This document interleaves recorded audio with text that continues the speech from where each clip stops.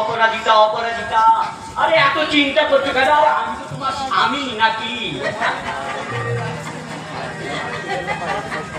ওই মহারানী ভিক্টোরিয়া ইংল্যান্ডের রানী ছিলেন ঠিকই, কিন্তু তার স্বামী কোনদিন রাজা ছিল না।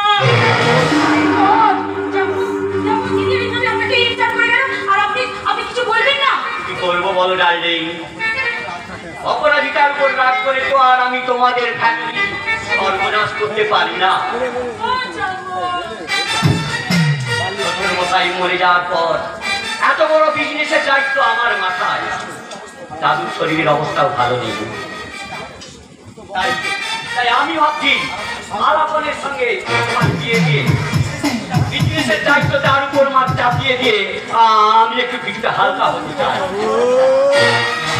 তুমি হালকা হলে যে আমি অনেকখানি ভারী হয়ে যাবো বন্ধু। ও মাই ডিয়ার বন্ধু, ডিয়ার আলাপন, নো নো নো।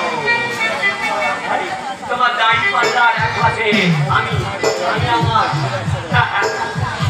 ডালিয়াকে চাপিয়ে দেবো। হ্যাঁ, ওই মানে ছোট গিন্নিকে চাপিয়ে দেবো। আমি একদম পছন্দ করি না। ঠিক আছে ঠিক আছে, ওকে, আমি তোমাকে খুঁজে নিয়েছি। হ্যাঁ আলাপন, তুমি ডালিয়ার সঙ্গে আরো কিছুটা সময় পরিচয় করে নাও। হ্যাঁ, যদিও মনে মনে অনেকটা পরিচয় আগে থেকেই করে নিয়েছো। এখানকার পরিচয়টা যেন একটু দূরে দূরে থাকে, মানে ওই বিয়ের পরে বেশি ইয়ে হয়ে গেলে ওই চুপ চুপ চুপ চুপ।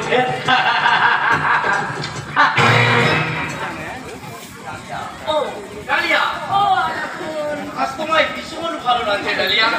ভালো লাগে থাকে মানুষের চোখে বৃষ্টিতে। মেঘ যেমন মাটিকে ভালোবাসা জানায়, আমার ওই ঝরা বৃষ্টিতে পাশাপাশি বসে থাকি আর স্বপ্নের রং দিয়ে তুলে দিয়ে ছবি আঁকি। নদীর থেকে অনেক বেশি আমার ভালোবাসা, চাঁদের প্রতি জ্যোৎস্নার যে ব্যাকুলতা, অন্ধকারের প্রতি জোনাকি পোকার যে বিহলতা, সমুদ্রের প্রতি নদীর যে আকুলতা। তোমার সেই ভালোবাসার আকাশে আমি একখানে চাঁদ দিয়ে জ্যোৎস্নার রং ছড়াতে চাই আর